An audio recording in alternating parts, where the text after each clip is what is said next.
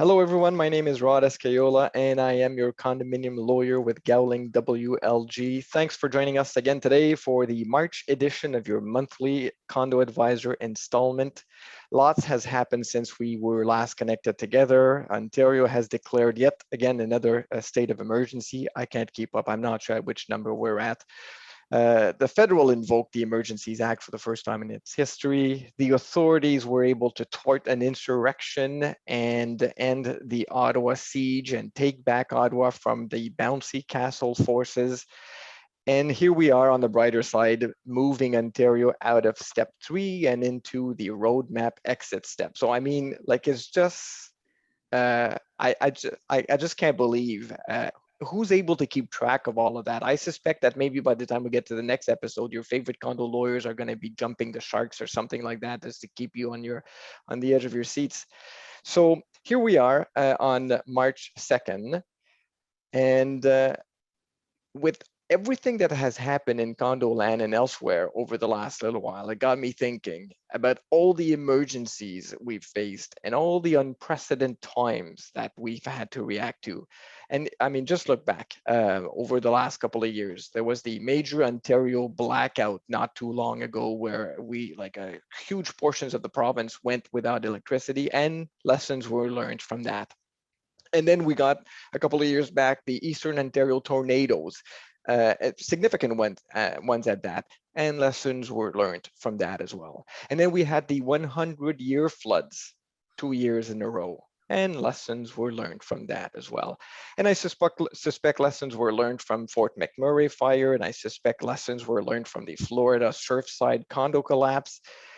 And so what all of these events have in common is that we seem to be learning lessons, and we're hoping to be better prepared for next time. But wouldn't it be great if you could prepare today for the unexpected? And that's what we're going to try to tackle today. Now, I got to tell you, it's pretty difficult to plan and prepare for the unexpected. I mean, because by definition, it's kind of unexpected. 2 years ago, if you'd asked me, what would be the most disruptive situation condo land could face? I can tell you something. There's two things that weren't on my bingo card, and global pandemic wasn't one of them, and a siege in Ottawa was not one of them either, right? So what's next? How can we prepare for that? So to help us prepare for the unexpected, what I've done is I've gotten a couple of experts who have seen it all, they've done it all, they've survived it all. And so one of our regular, let me just stop sharing my screen so maybe you get to see all of our faces while I introduce them. I'm just going to try that here today. So one of our regulars here from the National Life Safety Group, I've actually asked him and the others, what's the most disruptive crisis you've had to respond to? And when I've asked that question, Jason Reed said, how much time do you have? And I've looked at the list, Jason, you sent me. And I mean, I couldn't pick one out of those. I mean, there's fires, there's fatalities, there's hazmat suits, there's a high-rise flood that has damaged 19 stories of a building. How do you keep up with that, Jason? Yeah, thankfully, I have a wonderful community of property managers that lead the charge, and I kind of come in and help and support them. So, listen, there's a wide variety. Communities are typically horizontal. Our communities are vertical, and we have the same risk and impacts a community or a province would, just as just a smaller condensed community. That's right. Well, thanks for joining us. And I think a recurring guest, I'm not too sure if we had you before, Scott, but from 3D Security and Response Service. Scott Hill is the kind of guy you absolutely must follow. And I mean that literally. If you see him running in some direction, follow him. Something's about to blow up wherever he's coming from. Scott, thanks so much for joining us today. Thank you very much, Rod. My pleasure being here. But I would say that I don't run very well. That's one of the things that I don't do. In fact, we attended an AGM once, and I mean, it was kind of pandemonium. And we were lucky enough to have Scott escort us on the way out, because I think Graham was about to just throw me to the wolves and point at me and say, he's the lawyer, and just pretend to be one of the occupants.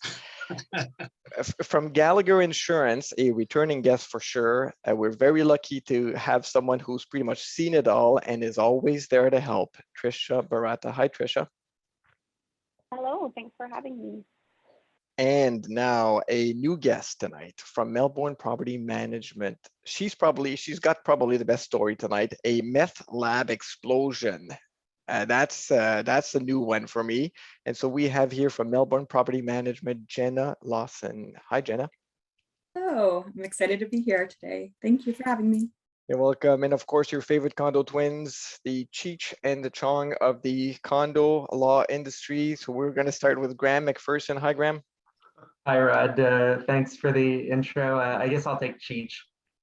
And David Plotkin from Gowling WLG. Hello, David. We'll need new business cards with Cheech and Chong on them. Nice. Okay, so folks, the usual rules. I mean, the chat line are open, and what we're going to do today is there's very little legalese tonight. Tonight is going to be more about preparing for the unexpected, and it's going to be about security, about emergency, about preparedness. And so my two condo twins are kind of a bit bored, I think. And so what we're going to do, we're going to have two webinars in parallel. We're going to talk about emergency preparedness, but I mean, if you have a couple of questions and you want to run a couple of things by the two twins, feel free to put them in the chat. Be sure to also keep the following in mind before I jump in. My usual disclaimer. The first disclaimer is that we're broadcasting out of Ontario. And so when we talk about legislation, we're talking about yours to discover kind of legislation in Ontario.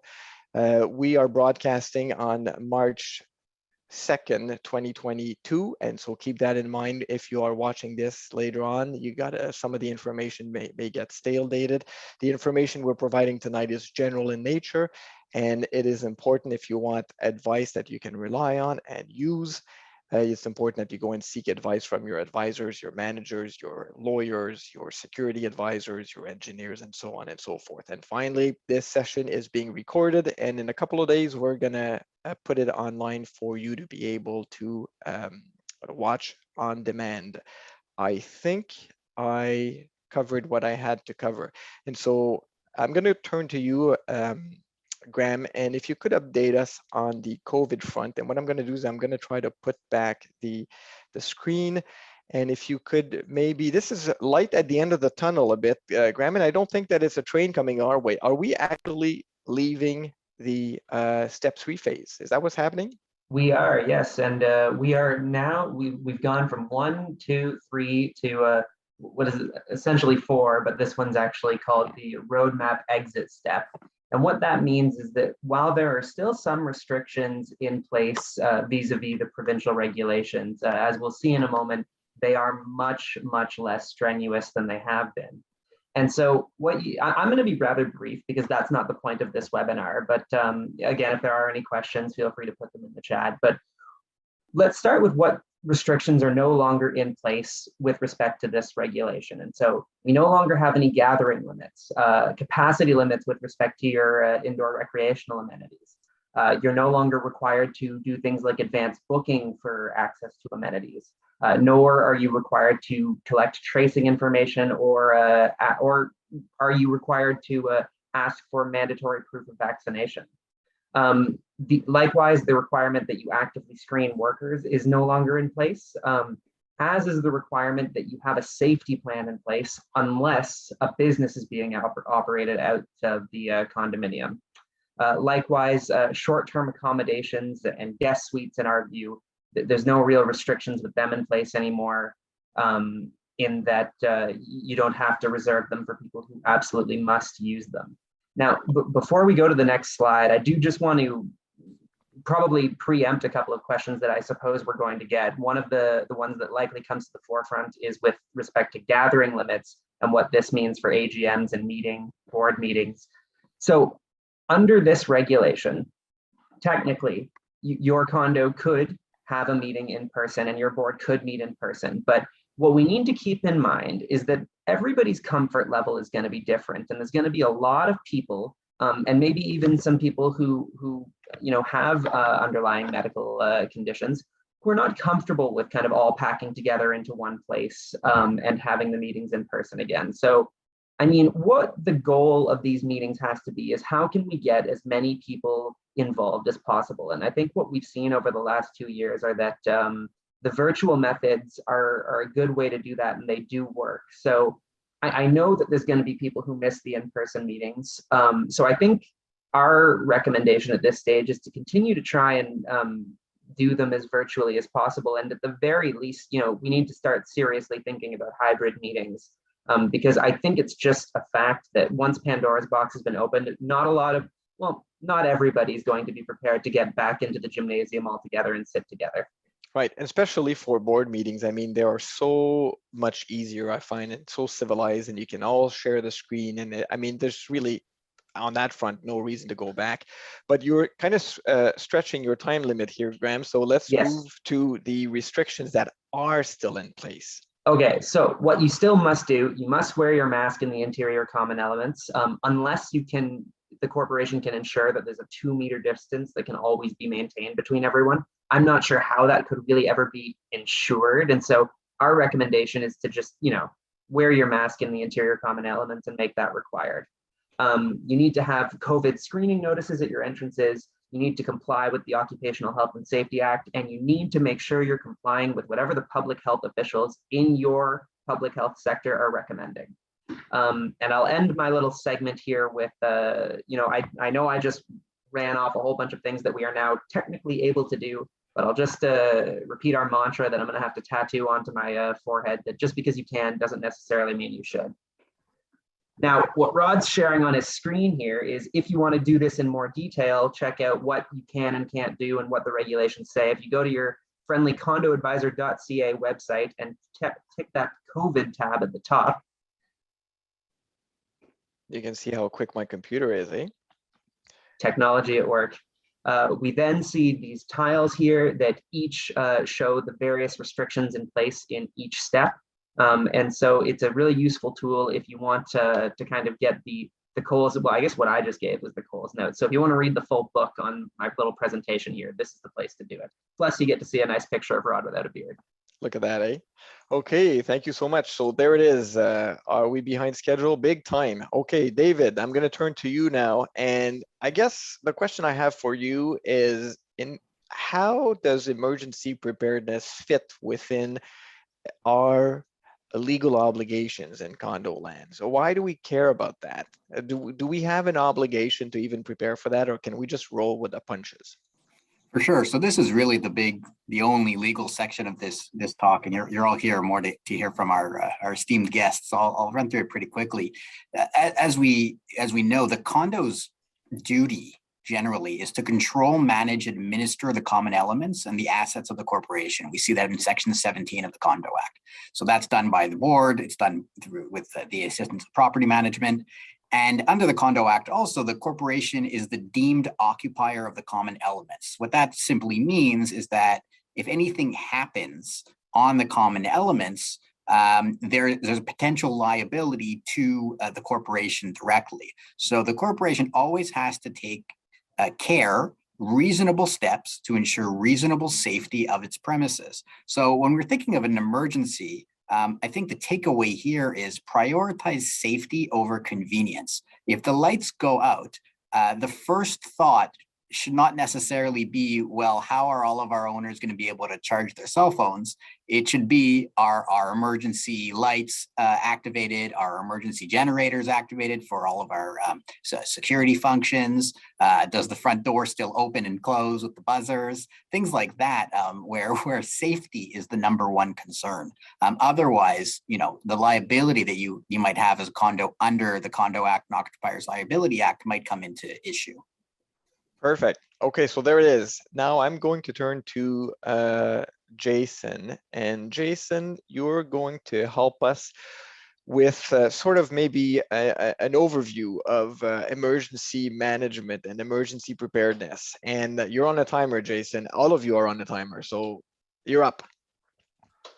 Thank you, everybody. So emergency management is practiced in every community. Typically every building, every community, every municipality, every province and territory, as well as federally in Canada.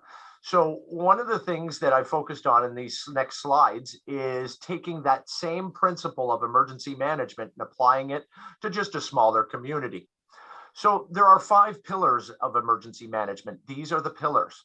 It's not simply a response plan, because in order to effectively manage that emergency, I have to prepare for it, mitigate it, prevent it, then respond, and then properly and safely recover. Next slide, sir. Thank you for being. So the objective of the next couple of slides really is we're going to review how to conduct a hazard identification and risk assessment. And this same HIRA is completed in every municipality and province. That HIRA allows you as a building manager or a corporation to review and focus your emergency response procedures based on those 5 pillars of emergency management, but more importantly, priority. You know, because in a condominium, you want to focus on what you should be focusing on. And the only way to do that is do that HIRA and base it on priority. From that completed HIRA, then we can understand how to develop that emergency response plan. How an organization handles an accident or an incident can have a significant impact on the ultimate cost of the claim. This was a big statement made in 2018 by IBC, and it rings true for the last decade and continuing right now. Somebody's sending the bat signal to you, Jason. Next one, Rod. Yeah, that's Oh. my ring. So what is the criteria in determining whether an appropriate standard of care was applied? Now, I know you just saw a screen of the legislation, but we have to remember that we also are a workplace. So the Occupational Health and Safety Act states that we also have to be responsible for our employees within our workplace. So was the danger foreseeable? Was the occupier's conduct in accordance to basic due diligence? Was there an adequate system of inspection to take a look at those risks in the preparedness and mitigation stage, not just focusing on the response and how we're going to respond? And finally, whether the danger was allowed to exist for an unreasonable length of time and the ease of which that danger could have been prevented. I'm going to show you some examples in the next slide. How do we conduct a HIRA? Well, the first part is a hazard identification, followed by a risk assessment, followed by establishing program priorities based on that assessment, and you develop a property or facility risk profile. That property risk profile is going to allow us to consider all faceted of risks and hazards with a condo. Let's take a look at the next slide. And what's going to be just a maybe for people to what do we call it? A spoiler alert. You're going to show us, you're going to walk us through an example of an emergency plan for a specific situation. So all this that you're talking about today, right now, will apply in a couple of minutes, right? It's a build up. Yes, Rod, Yeah. Thank you. So what is a hazard? Here is the definition that should be used in all condominiums: an event or physical condition that has the potential to cause fatalities, injuries, damage, infrastructure damage to your building, and damage to the environment or interruption of business. So let's dive into what are some of our hazards in condominiums and hazards in general. Next slide, sir. They break into 3 different categories: natural, human caused, and technological. And quite simply, condominiums are getting technological at lightning fast speeds. And those are risks and hazards that we haven't even scratched the surface on. In fact, did you know that the Canadian Cybersecurity Forum just released all critical infrastructure, requesting them to update their infrastructure based on the current status and threats of the world right now? Next slide. Now, is a condo a piece of critical infrastructure? No, but a lot of your systems are able to be accessed online. So once I do this hazard identification, I need to create a general hazards list, and I'm zipping through this. Once I do that, I narrow it down to property specific hazards. And then I look at the systems I have in the building. Can they fail? If those failures, will they result in emergencies? You betcha. And some of those impacts are life, safety, and operation. And then finally, once I've reviewed all those hazards, I take a look at my resources at my building and try to understand how can I put a plan in place to prevent, prepare, and mitigate them. Let's jump on the next slide. So when I look at hazards in a condominium, you have to consider the general hazards list. You should be including examining past occurrences at your building. We're working with one building, they've got 5 sprinkler leaks in the last 10 years, but the diligent property manager, now a new manager, sat there and said, geez, we need to make this a priority. And there's no file sitting there explaining that. That manager recognized it and is acting on it. Tour the property. Think out of the box. What would happen if this happened? What would happen if this failed? And then finally, review your local risks. Let's talk about some of those local risks. Next slide, sir. Oh yeah, there it is. Don't forget about these, because this is a valuable piece of information. Is your condo within 10 kilometers of a nuclear generating station? There are. Confirm your property's on an existing floodplain, lake, or river. Are you downriver from a hydro dam? There are many of those in Ontario. Confirm your facility is not 1,000 meters away from a railway. Those railways are high speed. They carry hazardous materials. Is your condominium in the flight path, accessing an airport? Now, what about some of your tenants on the ground floor, dry cleaners, and things like that? But what about in your community, refueling stations? I visited a condo this morning in Markham, and they are literally 1 kilometer away from a large fireworks distribution center. They had no clue. So, and this is a large facility. So my point here is, don't forget your local area risks. Let's go to the next slide. Okay, we're running out of time. You'll have to focus on the high level points here. Here's my last slide, and we can go right to part 2 after this, Rod. Oh, perfect. Here is the general hazards list. And this is something that we've whipped up over the last 2 or 3 days. So folks, this is not concrete. But then you have property specific hazards. Have you ever thought about what you would do if security just didn't show up? Have you thought, sorry, everybody, have you ever thought about what would happen if we had an employee fatality? What would we do if the CCTV system failed? You have significant responsibilities to act when those things happen. And we have to figure those out, how we're going to deal with them now. So the next session, we'll talk a little bit further. Okay, and so let me talk about the, thank you so much. Sorry to keep rushing you. And Scott, you're next. You're going to talk about a holistic approach to security. And let me give you an example of why you have to think about security before the condo manure hits the fan. Let me tell you about this story that took place in Ottawa not too long ago. My condo is right smack in what's now known as the red zone, and not in an Amsterdam fun kind of red zone way. And so this is where the forces were battling to try to take over Ottawa. And so I'm going to show you a couple of pictures, because at times our traffic circle was occupied by the belligerents. At times the traffic circle was occupied by the forces, and it was just like going back and forth. And then at one point I had to send the bat signal out to Scott Hill, and I said, "Oh my goodness, this is now kind of getting everybody a bit nervous." And so I sent the bat signal, and I thought, how can I get Scott in here? But I mean, the roads are closed. There's trucks everywhere, and believe it or not, within 59 minutes, he had boots on the ground. He had a marked vehicle that was in location.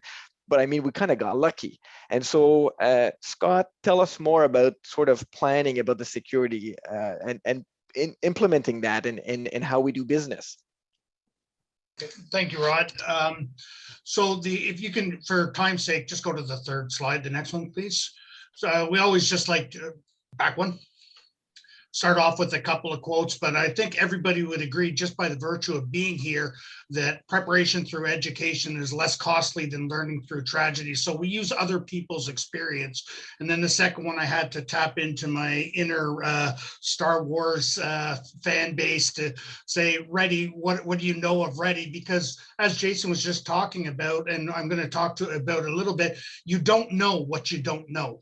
And that's the next slide. If we look at it, the 4 stages of learning, or the getting ready to adequately address the concerns that you have. At the bottom stage, you don't know that there's an issue. You're Yoda teaching somebody, and there's problems, but you don't know about them. And sometimes people say ignorance is bliss until it's not.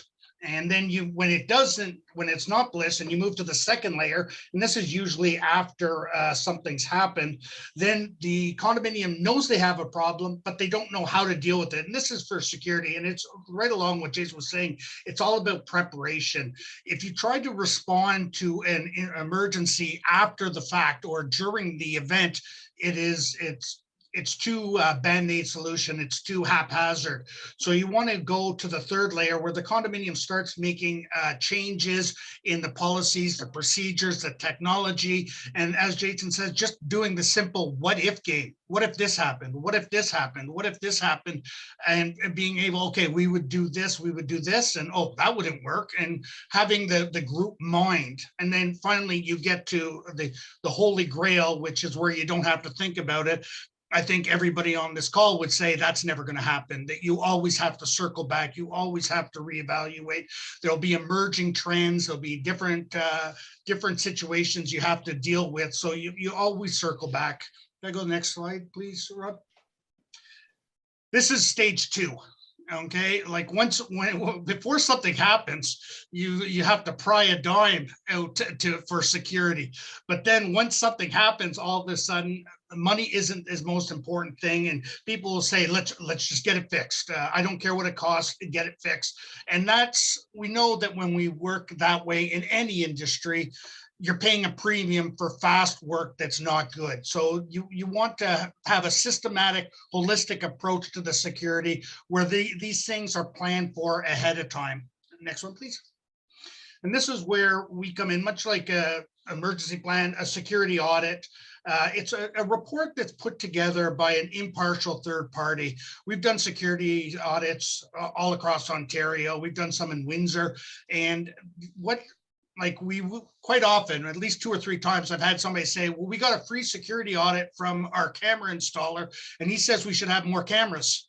And and it could very well be that you need more cameras, but how confident are you? So you want an impartial review of what you have in place, what is working, what is not working, where, like as Jason was talking about the threats and the risk, where are our gaps in security? And then we want to what if them into doing the recommendations to eliminate, mitigate the risk, or offload it to another property. If we can go to the next one, please.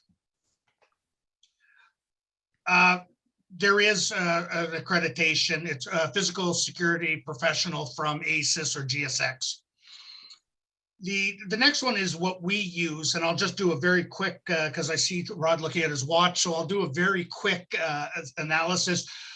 At 2 condominiums that we worked at, there was an exterior door with no fob reader. The developer just forgot to install it.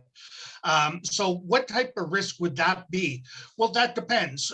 I would say, and I didn't do this on purpose, it's a 3D risk, 3D security. That's a shameless plug, but it is, it is a possible that somebody will take advantage of it, and it could be moderately serious. You'd have to look at what the other factors are, crime trends in your neighborhood, what's happening, who's around, what crime magnets we have, but you would want to mitigate that one. But if we had a risk that say 6E, so relatively unimportant, and it has no consequence whatsoever, then that's a risk you wouldn't have to address. Whereas a 1A would be one that you would want to address before I finish talking.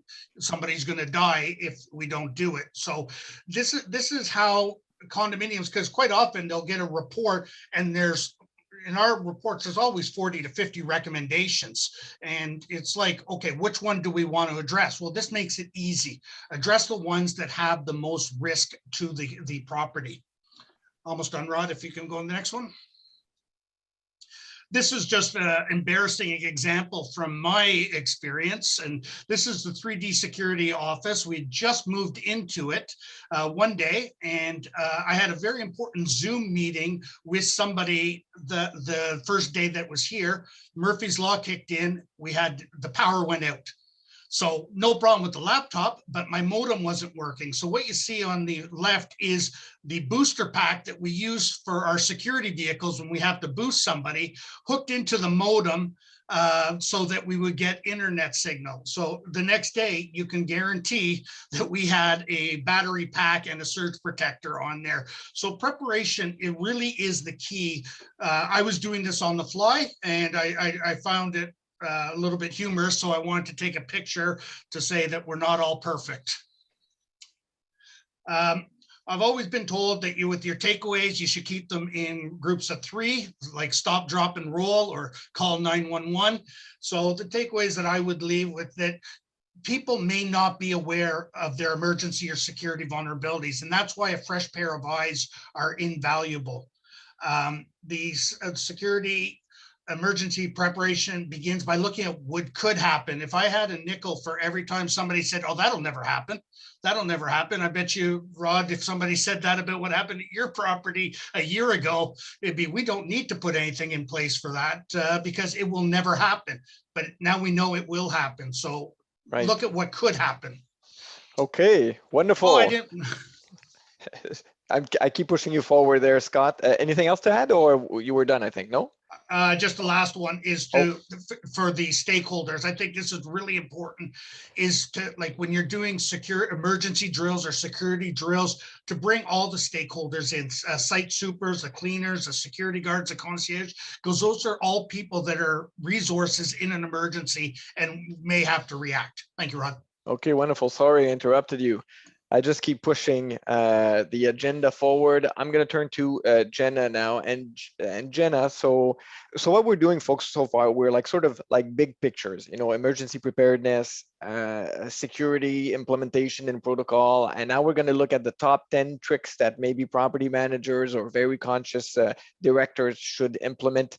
And then after that, we're going to go down a list of actual emergencies and see, okay, well, how can we react to this? How can we mitigate risk? We're going to get to that. But for now, Jen, I'm going to turn to you, and you have a top 10 list of things, steps to follow that kind of help you prepare for the unexpected.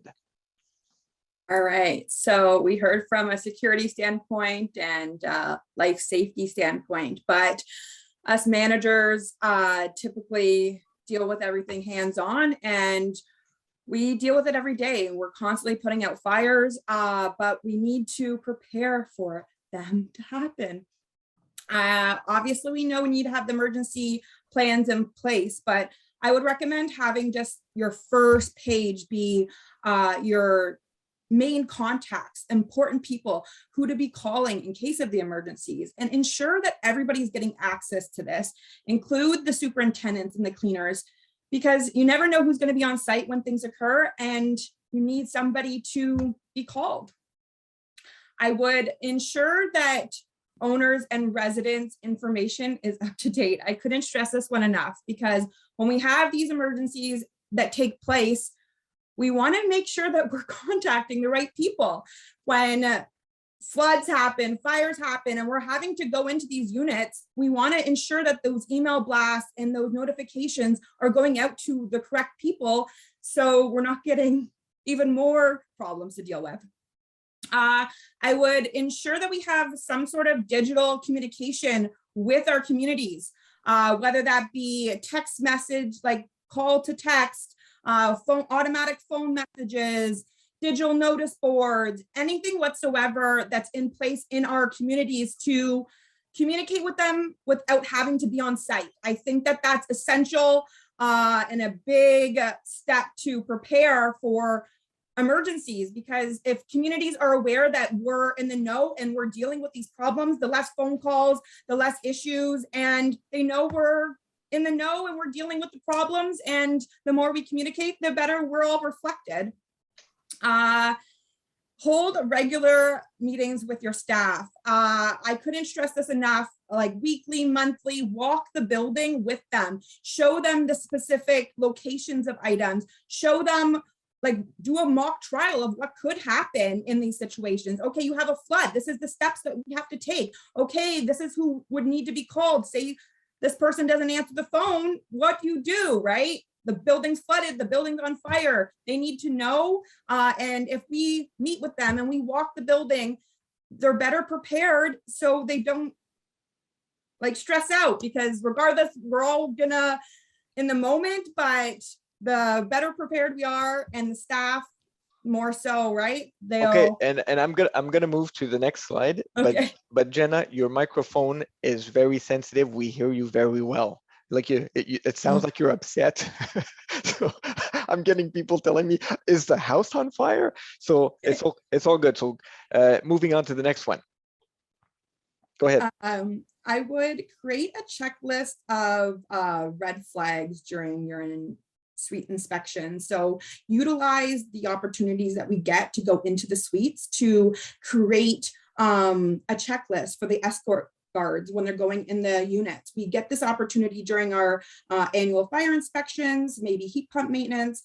We need to ensure that these escort guards have a checklist of what to look for: hoarding, infestation. I've seen smoke detectors, butane, like look for things and note them. That's our due diligence, and we should use this opportunity to our advantage. Tamper-proofing pull stations, fire hose cabinets, adding additional cameras. It's going to prevent vandalism and nuisances, fire alarms, and the less false alarms the residents have when an actual emergency happens, there'll be more attention to it. Right. And I'm going to interrupt you for a second, but the reality is that for each of these points, we could come up with tons of examples of situations like to sort of illustrate it. We don't have the time to do it today, but for instance, in Ottawa recently, I think they arrested someone who this past week who actually broke and entered into something like 34 different condominium corporations. And what this person wanted to do and was able to do was to access either the mechanical penthouse or electrical rooms, and he would actually just like disconnect things and break things. And I think you were involved in one, well, not involved, but they looked to your help, Scott. So I mean, the security of all these, whether they're fire cabinets and hoses or equipment or your electrical vaults or your communication vaults, it's paramount to ensure that these are secured and not easily broken into. Okay, number 8. Investigate complaints and feedback in a timely manner. And this is a serious one because we get so many complaints as managers, smoke, odor, you name it. But there is the typical one where there's a lot of traffic and questionable smells that I think are more important to ensure that we're investigating them and noting that we did an investigation, and also creating secured lock boxes with building keys in a safe location. Because how many times have we been locked out of buildings, or we have contractors coming to our buildings for these emergencies and they don't have access to the buildings, and it's delaying the stopping of the floods or the cleanups potentially. And I would ensure obviously our reserve fund is adequate and we're following our reserve fund plan to ensure that we're preparing for any situations that could occur. And a key point for number 9 is to have your lock boxes secured. I mean, there's too many instances where these lock boxes are actually accessed or broken into. And then, I mean, if they have the keys to everything right in that lock boxes, you're no further ahead. So, I mean, you need to really, as Scott would probably tell you, you need to look around and really have a holistic approach to this whole thing, because obviously when you try to sort of facilitate something on one end, well, you may be exposing risk on a different front. So thank you so much, Jenna, for the top 10 pointers for managers. Is this where, oh no, I kept your lab explosion later. That's going to be at the end if we have time, hopefully. And now I'm going to turn to, oh, this is what David told me. He's indicated that I jumped over Trisha. Let me just see. There it is, Trisha. Insurance forethought. So Trisha, I mean, often we think of the Rod, no one really wants to talk about insurance anyway. we usually think of you after the fact when all has failed and we have broken stuff to fix. We think of you, but sometimes it's of little comfort if you realize, for instance, that you don't have adequate coverage, or that you didn't do what you had to do to maintain and to ensure you get coverage. So tell us maybe a bit more about what kind of thoughts go into proper insurance coverage. So similar to what Scott had mentioned is that level 2, that's when people come to brokers and say, oops, we didn't have the coverage. And then suddenly they're willing to spend an arm and a leg on insurance coverage. So it's very, very similar, Scott. Most importantly, it's to have a broker that understands condominiums. And that is the very first place to start. If you have one, excellent, they know the answers. So you talk to them. Do we have the adequate insurance coverage? They will do a risk assessment. They will do something similar to to what Jason was showing. Jason gave us a great example of what needs to be done in order to ensure you have the right coverage. What are the risks? What are the exposures that this particular condominium corporation has? A building with staff has a whole different profile of exposures than a townhome condominium that just has, you know, here and there contractors coming and going. So it does come down to phone a friend like Jason, like Scott, phone a friend that can help you discover what those things are, unless you have a broker that does that as well.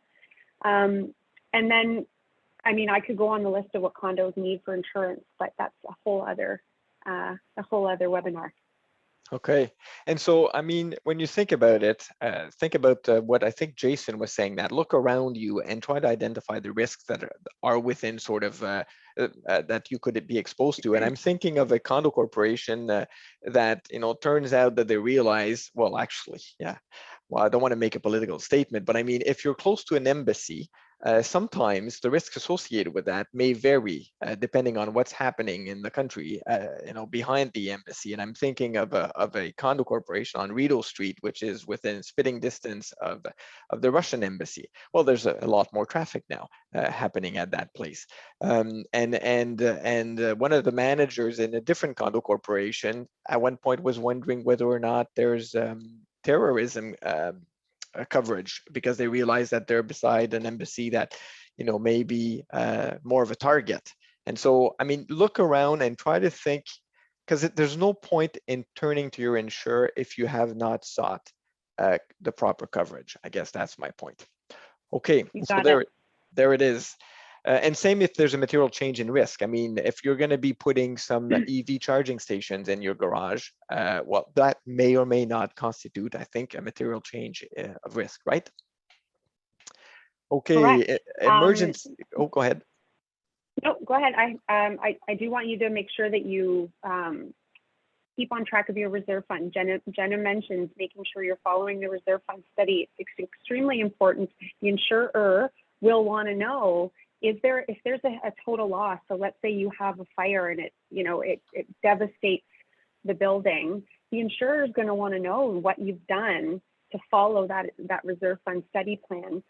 If there's a material change in risk, meaning if there's a big reason why the insurance company would want to deny a claim, that's a pretty scary situation to be in, especially when you're in a multi-million-dollar building.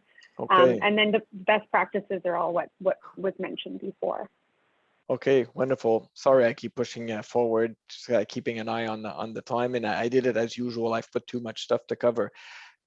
Jason, we're going back to you, and you're going to walk us through an example of an emergency sheet or plan for a specific situation.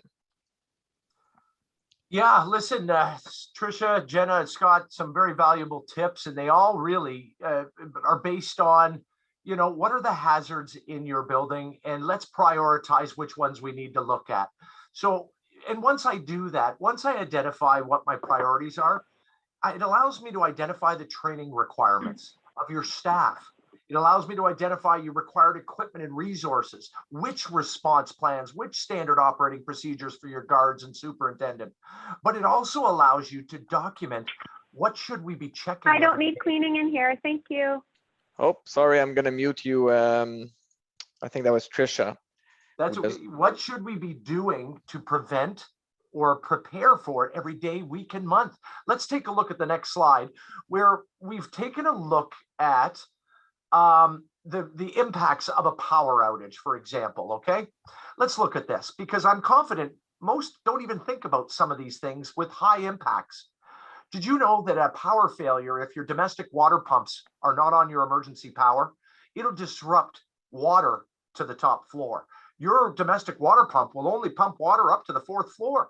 So if you have no power in your condo and your domestic water pumps aren't connected, your residents aren't getting water.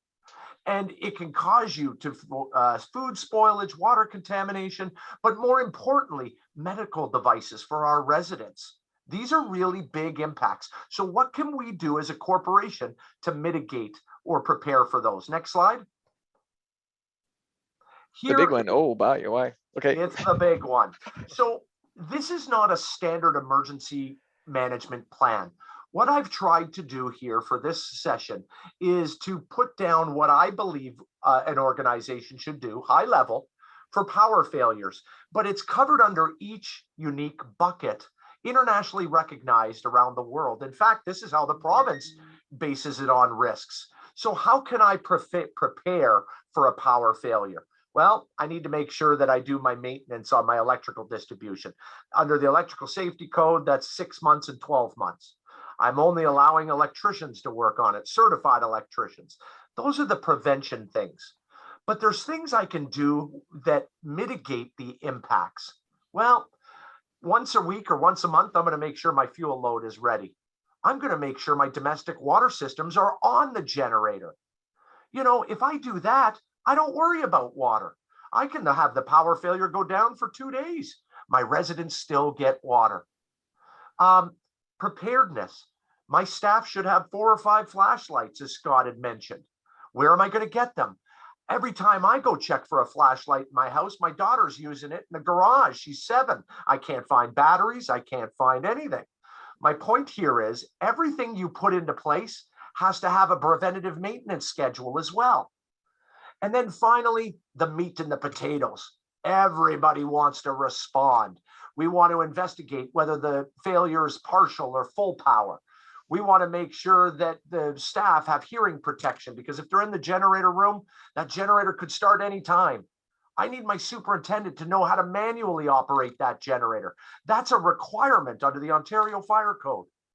What are my staff going to say over the PA system to my residents? Do you want somebody shaking like this going, we have a power failure? No. We want our strong staff to be practiced and rehearsing this. In fact, we want our board of directors to approve that message 6 months before the power failure happens. And then finally, the last section, recovery. Now, this is not all exhausting. These are high-level points, but what do we need to do after the power failure? We need to make sure that we inspect critical systems. We need to make sure we restock fuel and replace the batteries from the flashlights. We need to communicate to the residents often. And further and finally, we need to review the root cause and impacts and damages and what went well and what didn't. And then we review and update this little document so that we're stronger the next power failure. And this, I mean, it shows you how they work, how the plan would kind of work, and you can adapt that to every one of your situation.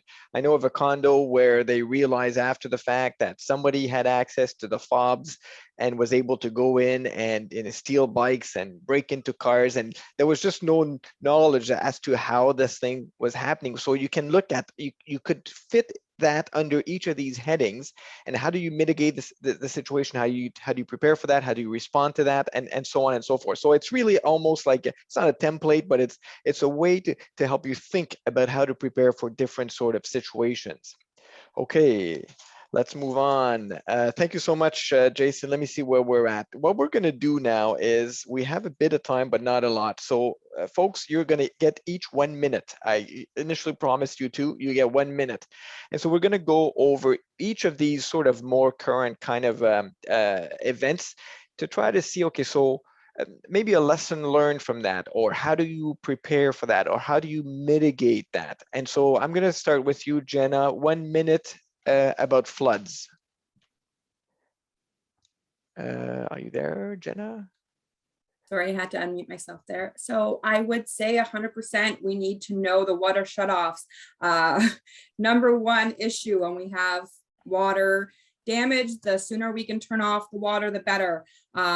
Having picture specific of where they're located in that building, what they look like, and include those pictures into your emergency preparedness. So the front desk or the staff all have access to this document, what it looks like, where it is, and it's easily accessible for everybody. So you stop the water as soon as possible.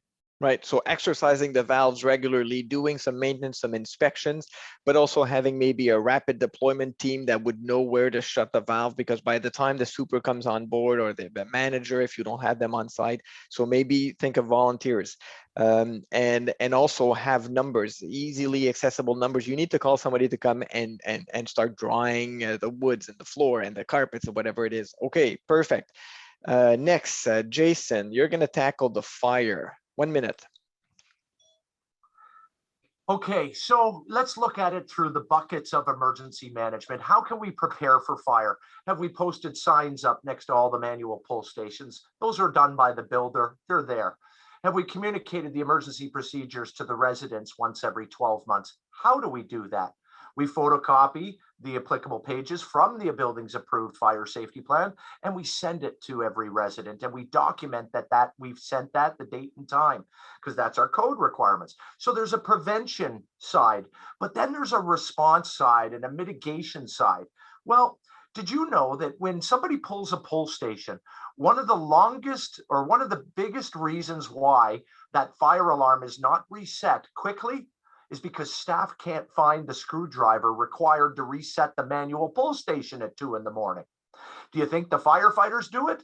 Nope. Even if they got it on their belts, they will not hand it to you.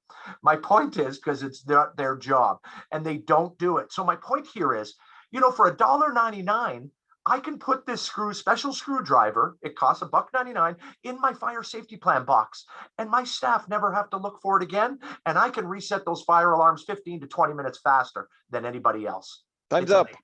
Thank you so much. I gave you 21 seconds extra, so I'm going to take these away from Scott. Scott, severe weather events or power outage? He's speaking like an auctioneer, but okay. I think going along the same lines, the preparation is knowing what systems are on your generator, what systems are on your emergency, making sure that your generator actually kicks in when things happen, and what are the alternate sources that you can use for power. The response is, for example, just using one, your locks, are they fail safe? Like when they lose power, do they lock or do they release automatically when they have no power? And if they release automatically when power's cut, then you have to get security in place to control access in and out. The recovery afterwards, and one thing I've noticed quite often is people forget to go back into their computers and reset the date and time on their fob system and their camera system, or their camera system and their fob system are out of sync, which causes a lack of integrity in the system. Done, Ron. Okay, wonderful. Time's up. And something else I'm going to add to this. One of the problems with emergency situations, if it only happens to your condo corp, you're kind of a step ahead. But if it's one of those events that's affecting the area, that's affecting the city, that's affecting the province, everybody is scrambling to get access to the same resources. And an example was the last blackout, where everybody now needed to use their generator. And if there's this condo corporation that, the superintendent went to the cottage and the fuel tank was only halfway there or a third way there, well, everybody's trying to get their hands on fuel to get refuel, because at that point in time there's a lack of resources, a scarcity of resources. Scott, break and enter, 1 minute. With break and enter, obviously the security aspect of delaying it, but I would take it a step further, and I think Jason would say that one of the first things that fails in emergencies is communication. And I think that highlighting to residents how to communicate in an emergency, I can't count how many times I've received an email, well, I can, maybe 6, saying somebody's breaking into our condo by email. And I'm like, this is how you communicate an emergency? And they'll tell me, no, I also posted it on Facebook. So I think like having clear communication, if you see a break and enter event taking place, I mean, it's not an email to your property manager, to your security provider. It's you call the police and you establish the trends that are taking place. Right, and for break and enter, I know of a condo where where they're developing a protocol. So what is the protocol? Who should be advised if, in fact, we realize that a fob fell through, in the wrong hands? Should we advise the cops? Yes, for sure. Should we advise the president of the corporation? Maybe not. Should we advise the owner of the unit associated with the fob? Probably. We want to know when was that fob last accounted for. So having protocols sort of systemize how you react to various things. Okay, the next one is a medical emergency. I think I have Jason on that one. Yeah, listen, there's a great article. In fact, I was just going to look for the link. I wrote this 2 years ago, and medical emergencies in high-rise buildings have long been documented in medical journals that if you live above the 3rd floor, your chances of surviving a medical emergency are significantly reduced. This has been captured and broadcasted throughout Canada and identified as vertical response times. It's the time that people take to get to the door. The police, fire, and EMS, that's their ETA, that's their response time. But then they get delays because they have to go into the building, and then they have to wait for the elevator, and then they have to go up, and then they have to get through the front door. So one of the things that you can do right now is create a procedure and inform your residents that for all medical emergencies, they call 911 first, and then they call security, or they call property management. Why?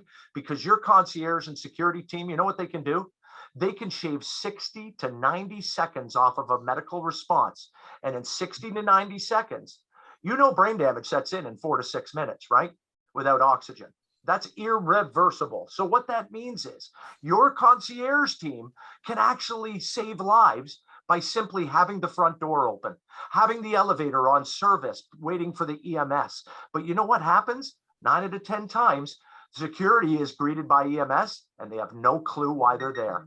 They don't know where, they don't know what. You know, your concierge could have the key in his pocket to your suite and escort EMS on the elevator and have the elevator waiting for you.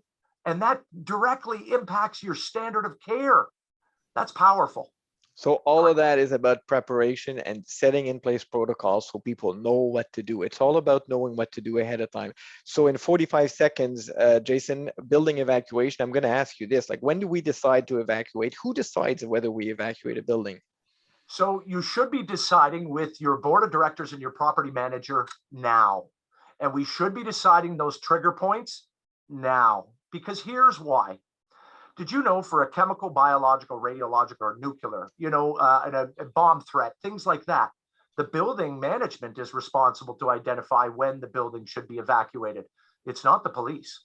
The police will give you recommendations, but the building owner is ultimately responsible. What if I smell gas in the lobby? Your staff should have a trigger point that is clearly laid out in advance, that when they see the trigger point, they have a set of procedures that they can initiate to best remedy the situation as far as life safety goes. And the only way to do that is to decide those trigger points now. So Jason, every time I bring you on one of our webinars, I have somebody on my board that tells me that you scare the bejesus out of them, but there's a solution to all of that. I mean, someone like you and others can help condo corporations develop these kind of emergency preparedness plan, right? Like, I mean, we're not left to our own device. Listen, no, not at all. Listen, I've helped, we've written corporate programs, but my point here is, and we've written programs in Canadian embassies in other countries. But my point here is you can do this yourself. It doesn't have to be this laborious process, and you really can do it yourself. And I would start off with 5 or 6 risks or hazards and take a stab at doing it yourself. Why? I'd love to help you. But we have lots to do. And if you build it in partnership with somebody, you'll know it inside out. You won't even need training afterwards. It's very powerful. Scott, 15 seconds. What have you learned with the civil unrest in Ottawa? Like one thing that stands out that I think, yeah, for things like civil unrest and bomb threats and suspicious packages and things like that, one of the most common complaints that we get when we do security audits is people talking about the security provider and the inconsistency of providing staff to the site, that they'll have a different staff member every weekend, whereas situational awareness tells us that we need to establish a baseline so we know what is outside of the ordinary. So having a good relationship with security providers, that you have good staff coming in so that they recognize, hey, that we never have garbage bags there. We never have, that car has never been there before. So I think knowing what is normal, what's your baseline, and then what is above and below the baseline is critical to making the building more secure. Thanks so much, Scott. And so, Jenna, we kind of ran out of time, but I'm still going to show the pictures of not your meth lab explosion. Your meth labs are safe, but when where you were involved because you were managing the property, I mean, it's just, you can just see how allowing a dangerous situation to take place can just have drastic sort of consequences. But unfortunately, we don't really have too much time left to talk about it. So if you ever see Jenna run away, follow her. Something's about to blow up in Suite 301. Okay, so folks, we're at the end of the webinar already, and it was fast and furious as usual. So I'm going to go around the table and very quickly thank you, all of you. You won't have time to give us some words of wisdom because it's already 6 o'clock and it's Ash Wednesday. Somebody's got to go to confession. And so Jason Reed from the National Life Safety Group, thank you so much. I mean, you come often with us and share your expertise. I can't thank you enough. Like this, it's always extremely useful to have you on. So thank you. Scott Hill of 3D Security and Response Services. Thanks for saving our bacon at the gardens, Scott, but also thank you for sharing your expertise tonight with us. And Trisha Beretta, a recurring star at our webinars from Gallagher Insurance. Thank you so much as well. And Jenna Lawson, first time on the show, now learned the power of her microphone. Thank you so much, Jenna of Melbourne Property Management. Thanks so much. And of course, the two condo twins, you guys get some parting words. So Grim, parting words. I guess my parting words are I'm kind of gonna a little bit copy what Scott said, but I think it's important to remember that we don't know what we don't know, and that a fresh pair of eyes can go a really long way, because without that, you'll be content to keep thinking that everything's under control because you just have no idea what the blind spots are. Graham's the kind of guy you give a microphone at a wedding and he's not going to let it go. Like really intense. Thank you, Graham. 10 seconds, David. Parting words or words. That was just my intro, Rod. I've got 20 more minutes planned. Nice. Well, lucky for our timing, that was exactly what I was going to add anyways.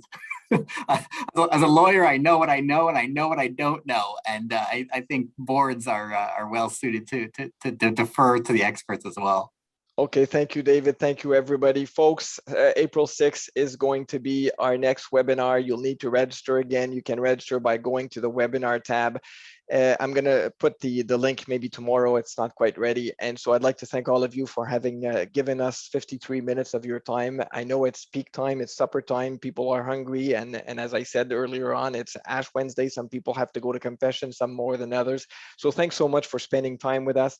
And I would like to leave us with a thought for our brothers and sisters in Ukraine who are going through a tremendously difficult time, and let's think of all of those who are involved sometimes against their will on both sides of the conflict. So that's it for us, folks. Keep wearing a mask, get a vaccine if you haven't gotten it already, and let's see each other next month. Thank you so much.